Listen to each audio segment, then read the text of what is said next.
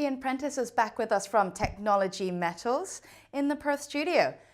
Ian, welcome back. Always great to get you in and wonderful to have you to talk to us about your metallurgical test work. You have delivered a high-quality vanadium pentoxide product recently. Tell us about this. Yeah, hi Danielle. It's great to be here leading into the festive season. So last week we put out some results around a bit more of the work on our final product, the V205 product, and once again just generating some really high purity results there. So just underpins the quality of the project and the ability to deliver into the premium end of the vanadium pentoxide market. So really exciting. And that also, in that same announcement, we also for the first time started talking really about our base metal credits that we can see coming out of this project. So we do have in our tailing stream from the project there is some elevated base metals, and we've now demonstrated that at a bench scale level that we can produce a really high quality base metal concentrate. Importantly, with some strong cobalt, nickel, and copper in there.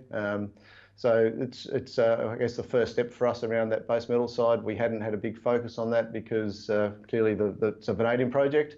But we've now demonstrated there's some ability to get a little bit more extra revenue and I guess also process that tail stream to get some more value from that. So it's really exciting for us.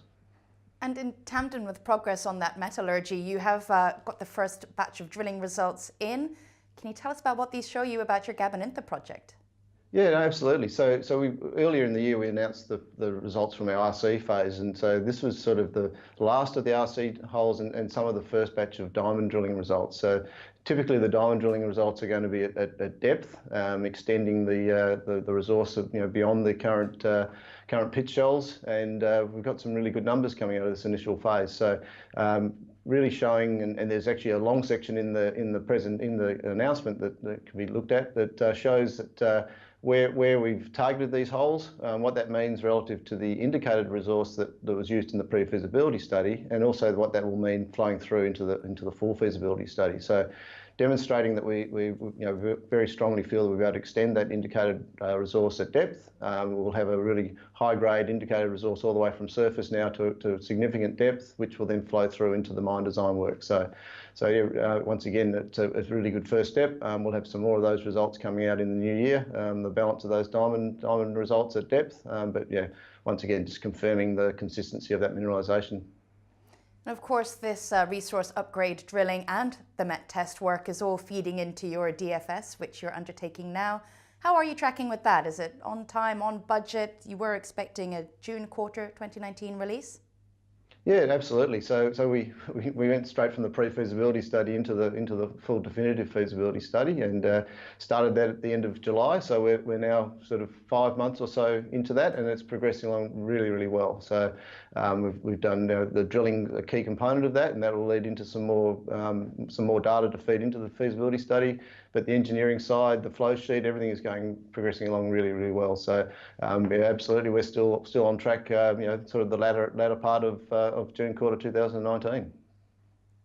And moreover, throughout 2019, can you tell us about the game plan, the milestones? Yeah, well, as I mentioned, we've got some more results from this drilling that'll be coming out in January, and we'll build that into the resource model. Aiming for the resource model, currently it's probably depending on the timing of those results, late January leading into February, we'll get a resource update. And that will then go into the mine design and the modelling around that, build up a new reserve and look at the mine scheduling, which once again flows into the processing side, into the full feasibility study. I guess in parallel with that, we're doing a sort of scaled up metallurgical testing, and we've produced a bulk sample from site that we'll send off to get sort of pilot scale testing done in the first quarter of next year, which will just again, I guess, de-risking the process flow sheet as we go through. So stepping up in the scale of test work we're doing. So that'll all be happening. Importantly, the drilling we did to collect that bulk sample, we expect that data will enable us to report our first measured resource which again, as we flow from resource through to reserve, that'll enable us to report both a proven and probable reserve position out of that data. So that's all to come. And as we've talked about previously, a big part of what we're doing is also talking with participants in the industry about potential offtake. So that's a key part of what I'm doing over the next sort of few months leading into the delivery of the feasibility study, is to secure some relationships with offtake partners and looking at how that progresses from a project finance point of view. Lots of videos to come then. Ian Prentice, thank you. Thank you very much, Danielle.